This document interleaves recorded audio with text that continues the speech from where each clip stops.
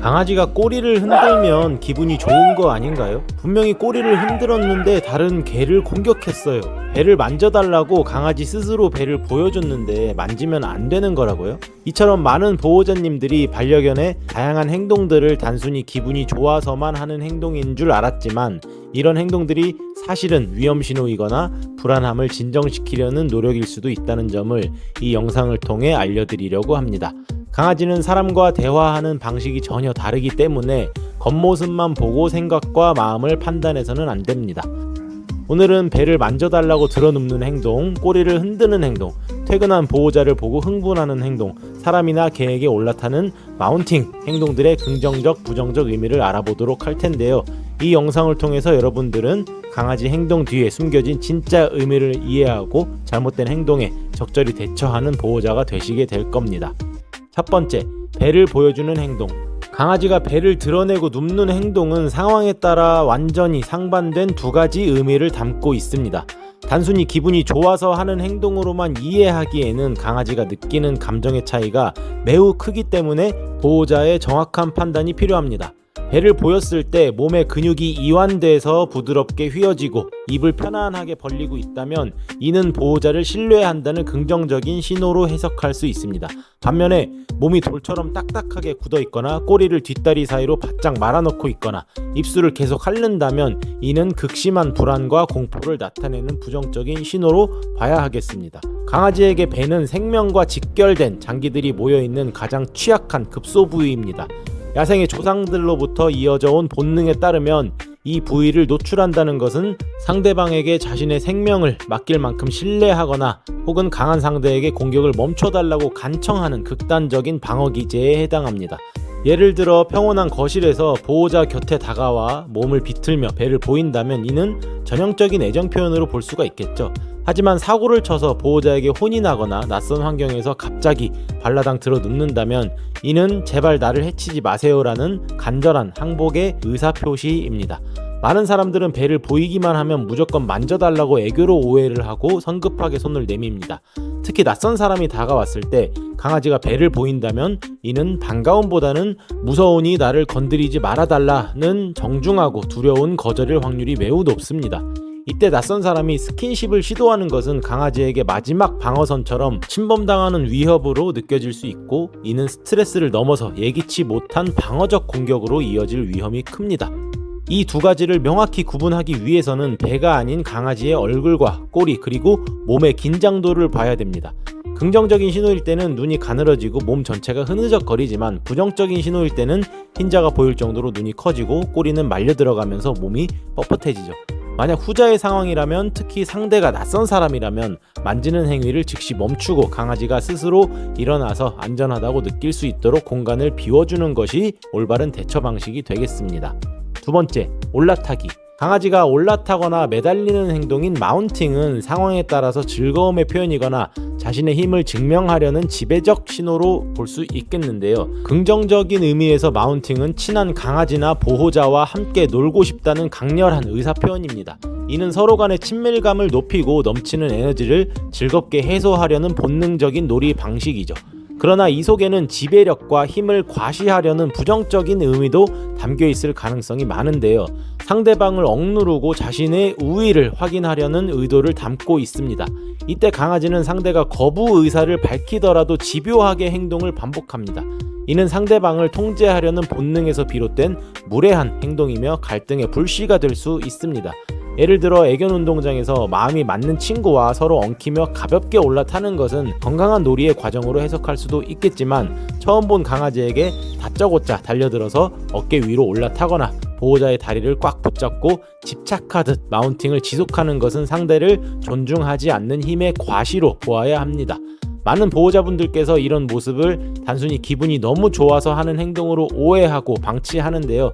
그렇지만 지배적 의도가 담긴 마운팅을 애교로 계속 받아주게 되면 강아지는 자신의 무례한 방식이 통한다고 학습을 하게 됩니다. 이는 결국 다른 강아지와의 큰 싸움으로 번지거나 사람에 대한 통제욕으로 이어질 위험이 크겠죠. 따라서 마운팅이 시작될 때는 그것이 놀이인지 혹은 일방적인 과시인지를 정확하게 구분해야 합니다. 만약 힘의 과시가 느껴지는 불편한 상황이라면 즉시 보호자가 개입해서 행동을 중단하셔야 합니다. 강아지가 스스로 흥분을 가라앉히고 상대방을 배려하며 노는 법을 배울 수 있도록 보호자가 명확한 기준을 세워주는 것이 중요하겠습니다. 세 번째, 꼬리를 아주 빠르게 흔들 때. 강아지가 꼬리를 아주 빠르게 흔드는 모습은 단순히 기분이 좋다는 신호로만 해석해서는 안 됩니다. 꼬리 흔들기는 강아지의 감정이 얼마나 격해져 있는지를 보여주는 척도고, 그 속도가 빠를수록 강아지는 현재 매우 흥분한 상태라는 점을 인지해야 합니다. 긍정적인 의미에서 꼬리를 흔드는 것은 진심으로 반갑고 즐겁다는 의사표현입니다. 이때 강아지는 꼬리뿐만이 아니고 엉덩이와 몸 전체를 부드럽게 실룩거리며 흔들고 꼬리가 그리는 원이 크고 유연합니다. 이는 상대방과 친하게 지내고 싶고 함께 놀 준비가 되었다는 평화로운 신호입니다. 반면에 아주 빠르게 흔들리는 꼬리가 부정적인 의미를 담고 있을 때는 높은 경계심과 공격성을 나타냅니다. 꼬리가 몸통 위로 빳빳하게 서 있거나 아주 짧고 미세하게 진동하듯 빨리 흔들린다면 이는 강아지가 상대를 위협으로 느끼거나 공격하기 직전의 긴장 상태임을 의미합니다.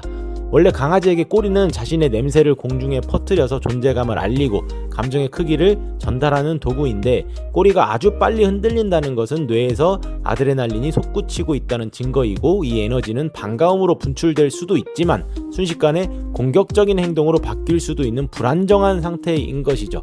예를 들어 오랜만에 만난 가족을 보며 온몸을 휘저으며 꼬리를 치는 것은 전형적인 행복의 모습이겠지만, 낯선 강아지나 사람을 뚫어지게 쳐다보며 꼬리끝만 아주 빠르게 파르르 흔들리는 것은 더 이상 다가오면 가만두지 않겠다는 경고의 신호로 해석될 수 있다는 것이죠.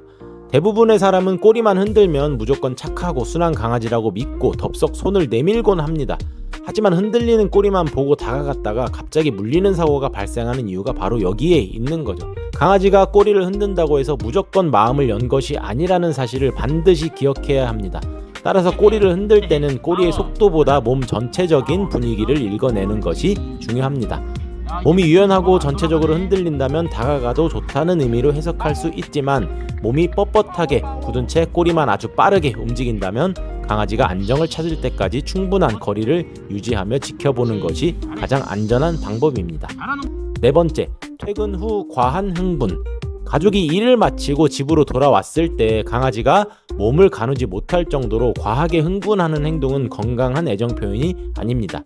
이는 단순히 반가움을 넘어서 강아지의 감정 조절 능력이 한계에 다다랐음을 나타내는 신호이죠. 긍정적인 의미에서 귀가를 반기는 행동은 보호자와의 깊은 유대감과 반가움에서 비롯됩니다. 보호자가 없는 동안 안전하게 집에서 쉬던 강아지가 보호자를 확인하고 안도하며 꼬리를 흔들고 다가오는 것은 매우 자연스럽고 건강한 소통입니다. 하지만 이 흥분이 과도하다면 부정적인 의미로 해석될 수 있는데요. 강아지의 극도의 흥분은 혼자 있는 시간을 극심한 스트레스와 공포 속에서 견뎌왔다는 것을 의미할 수 있겠죠. 보호자가 돌아온 순간 쌓여있던 불안감이 폭발적으로 터져 나오는 것이고, 이는 평소에 분리불안을 겪고 있거나 스스로 감정을 다스리는 힘이 부족하다는 증거입니다. 강아지에게 보호자의 귀가는 매우 중대한 사건입니다.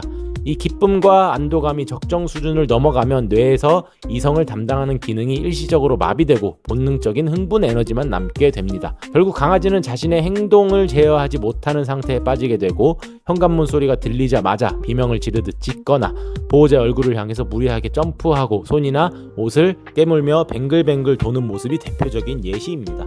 심한 경우 흥분을 이기지 못하고 그 자리에서 소변을 지리기도 하죠.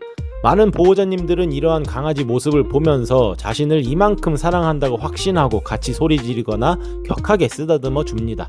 하지만 이러한 반응은 강아지에게 보호자가 오면 이 정도로 흥분해야 한다는 잘못된 기준을 심어줄 수 있게 되는데요. 이는 강아지의 정서적 불안을 고착시키고 매일 반복되는 귀가 시간을 강아지에게 심리적인 고통으로 만드는 결과를 초래합니다. 진정한 사랑은 강아지의 흥분을 부추기는 것이 아니라 평온한 상태를 유지할 수 있도록 돕는 것입니다. 따라서 퇴근 후에는 강아지가 차분해질 때까지 평정심을 유지해야 합니다. 강아지의 네 발이 바닥에 모두 닿고 호흡이 안정되었을 때 부드럽게 이름을 불러주며 인사하는 습관이 필요합니다. 보호자의 귀가가 특별하고 소란스러운 축제가 아니라 일상의 평범한 일부분임을 깨닫게 해주는 것이 강아지의 정서적 안정을 돕는 최고의 대안입니다. 강아지의 문제 행동은 대부분 불안이라는 정서 상태에서 발생하기 쉬운데요. 만약 여러분의 반려견이 평소에 초인종과 같은 일상적인 소리나 산책을 하며 만나는 강아지를 비롯한 외부 자극에 긴장도가 높고 예민하다고 느끼시고 계시다면 특히 주의해서 반려견의 행동을 관찰하실 필요가 있겠습니다. 불안은 시간이 지나면서 더욱 높아지기 마련이니까요. 짖거나 흥분하는 반려견을 키우시는 보호자님들은 댓글에 링크로 상담을 신청하시면 함께 해결을 도와드리도록 노력하겠습니다.